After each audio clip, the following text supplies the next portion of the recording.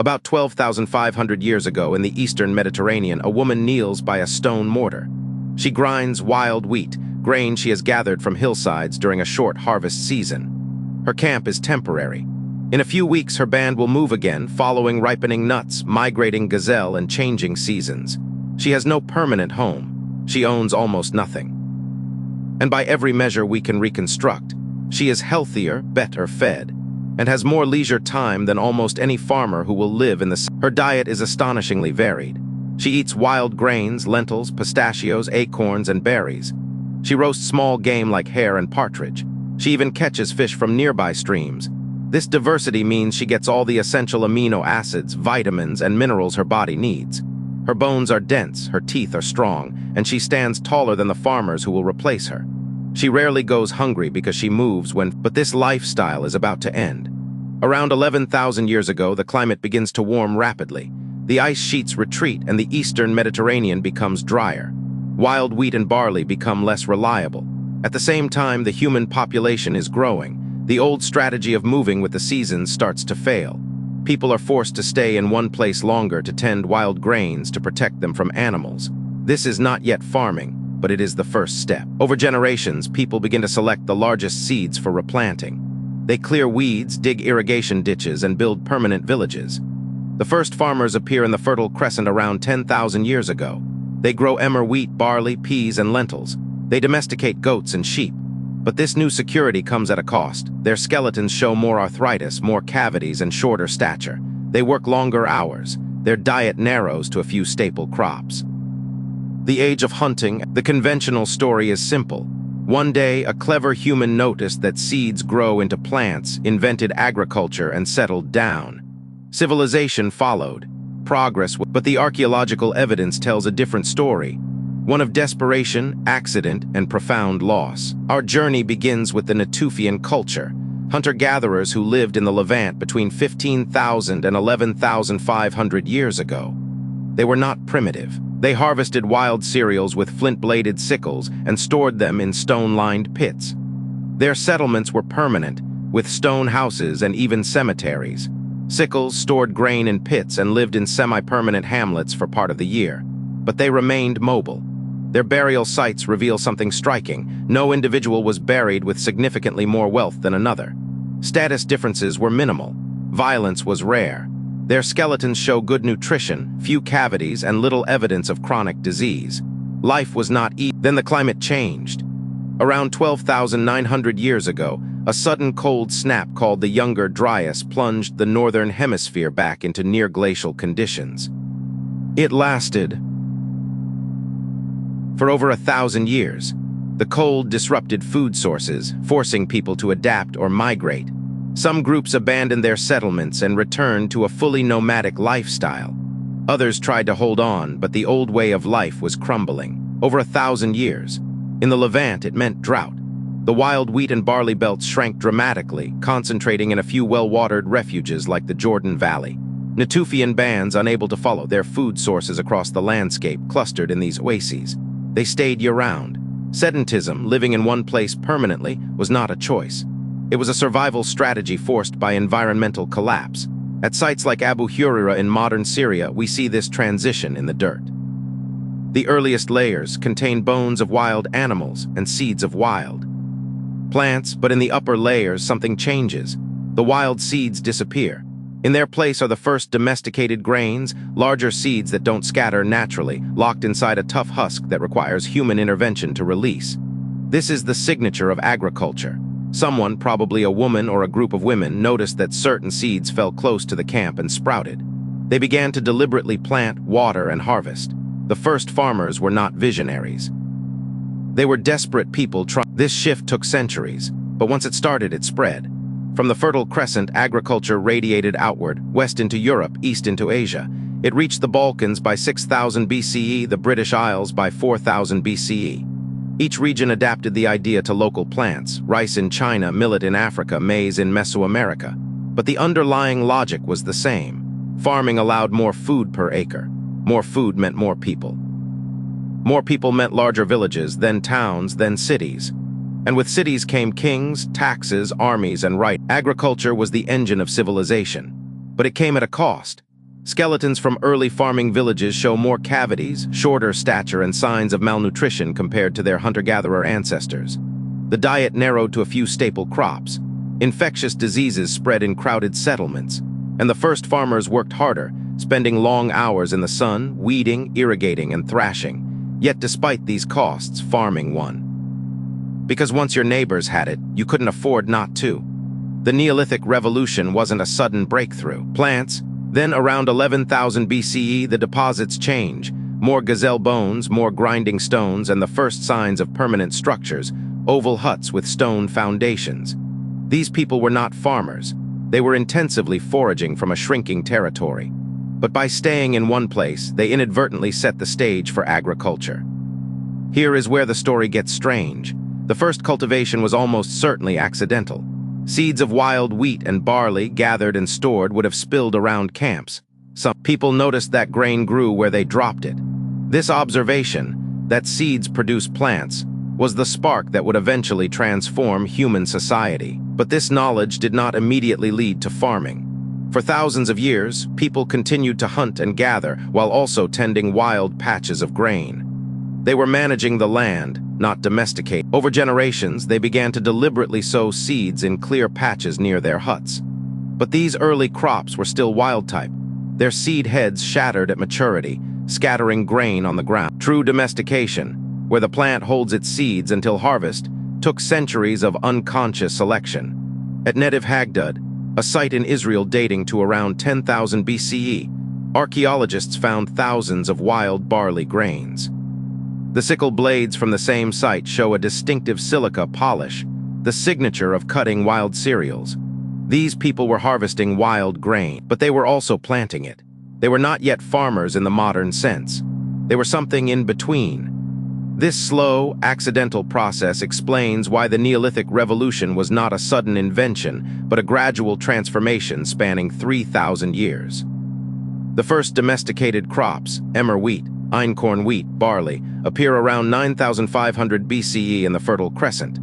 Domesticated animals, goats, sheep, pigs, cattle, follow later between 9,000 and 7,000. Each domestication event was a local experiment, repeated independently in different regions. Agriculture was not a single discovery. It was 1,000 independent experiments, each one a small step that eventually changed everything. Small accidents that accumulated into a new way of life. And that new way of life came with a terrible cost. Skeletons from early farming villages tell a grim story. At Çatalhöyük in Anatolia, a settlement of about 8,000 people around 7,000 BCE, the bones show it all.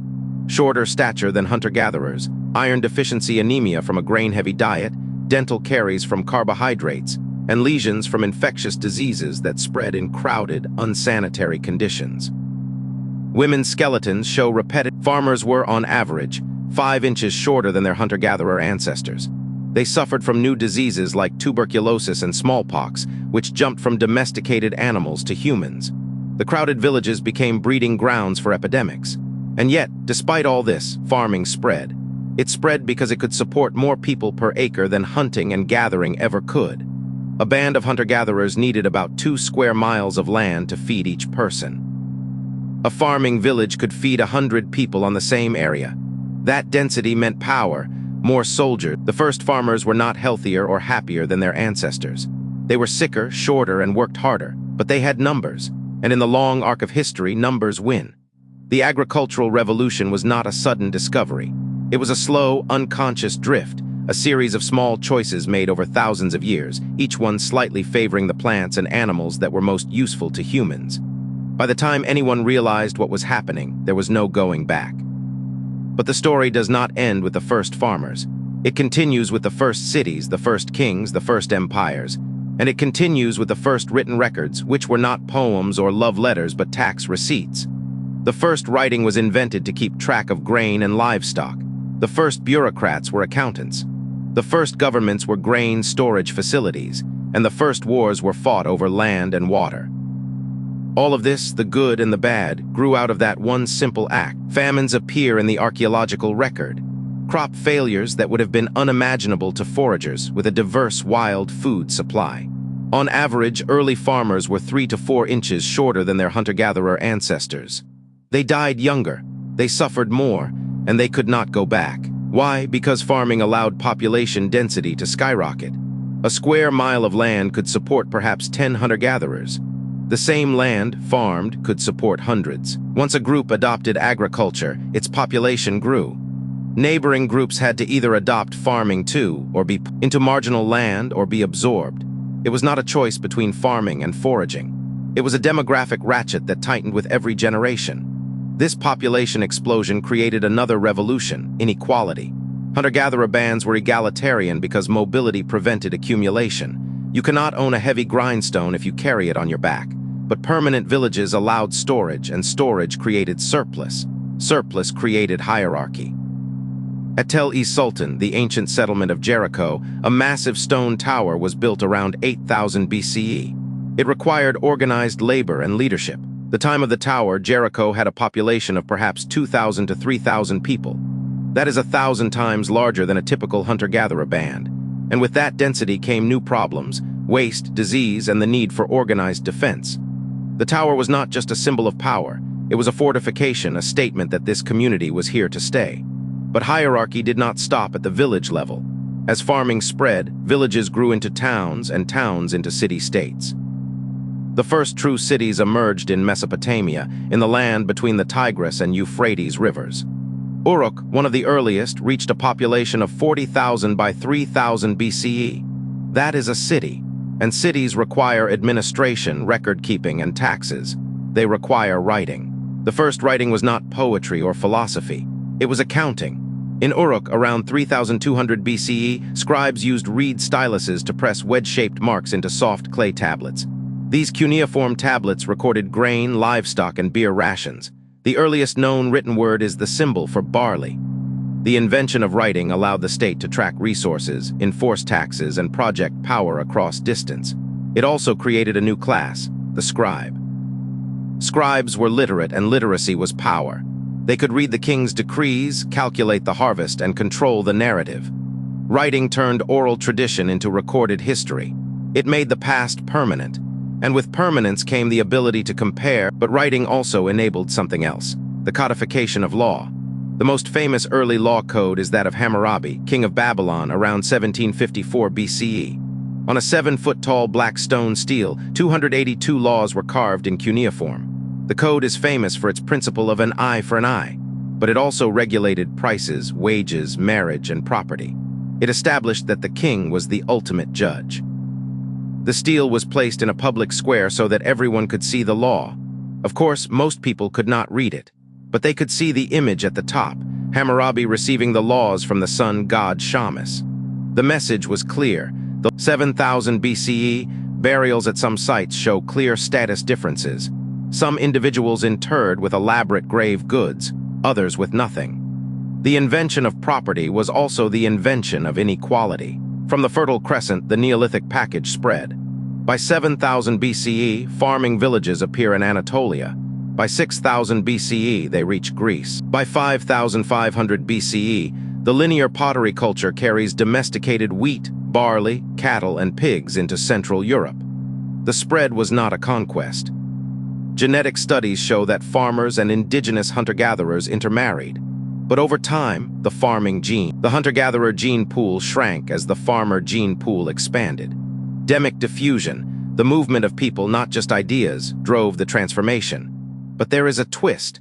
At Göbekli Tepe in southeastern Turkey, monumental stone enclosures carved with animals were built around 9500 BCE. The people who built them were hunter-gatherers. They had no permanent settlement, no agriculture, no pottery. Yet they quarried and moved multi-ton stones, organized labor, and gathered for ritual. Some archaeologists argue that the pull of ritual gathering may have preceded and motivated settlement, that people came together for ceremonies, stayed, and eventually adopted agriculture to support the growing congregation.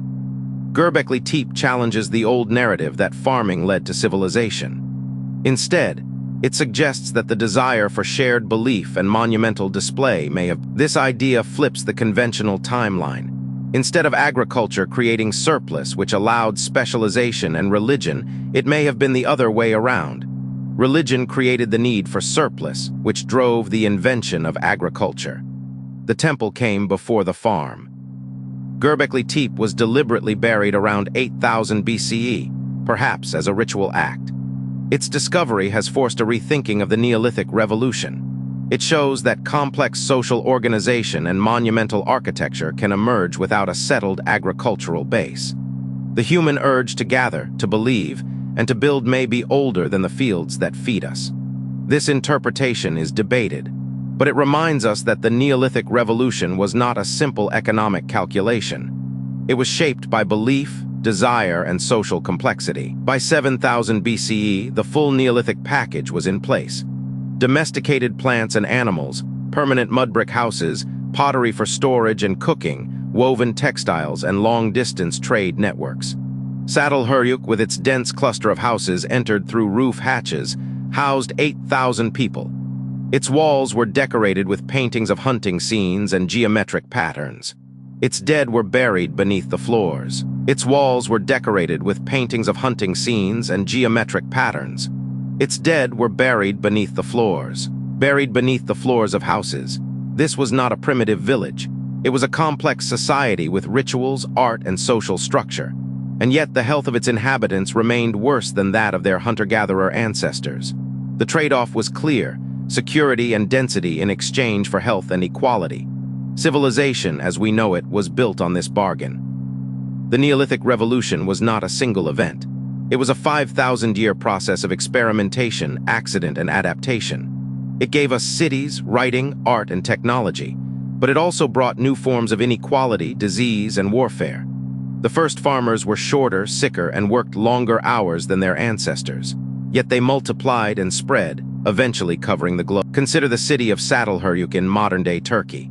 At its peak, around 7000 BCE, it housed up to 8,000 people. Houses were built so close together that residents entered through holes in the roof. There were no streets, no public squares. The dead were buried beneath the floors, and the living walked on top of them. This was a world without privacy, where every aspect of life was The Neolithic Revolution also gave us the first great inequalities. In early farming villages, some graves contained elaborate goods, jewelry, tools, and even weapons, while others held nothing. This was the birth of social hierarchy. Those who controlled the surplus grain, the storage pits, and the irrigation channels became the elite. The rest worked the land. The bargain of civilization was sealed. A few gained comfort and power, while the many gained security at the cost of freedom. The first farmers had no blueprint. They did not wake up one morning and decide to plant wheat. Instead, they noticed that seeds dropped near their camps would sprout. Over generations, they began to deliberately scatter seeds, then to clear patches of land. This was not a sudden revolution, but a slow, unconscious drift into agriculture. But agriculture came with hidden costs. Storing grain attracted rodents and insects. Living in dense settlements spread diseases. And the new diet, based on a few staple crops, led to nutritional deficiencies. Skeletons from early farming villages show shorter stature, more cavities, and signs of anemia compared to their hunter-gatherers. These trade-offs still shape our lives. We choose processed foods for convenience, knowing they may harm our health. We build cities for efficiency, accepting pollution and inequality. The Neolithic Revolution did not end. It just became invisible. Every modern convenience carries an echo of that first grain storage pit. So the next time you bite into a slice of bread, remember, that wheat was domesticated by people who had no idea what they were doing. They were not trying to invent civilization. They were trying to survive. And in doing so, they built the world we still inhabit, for better.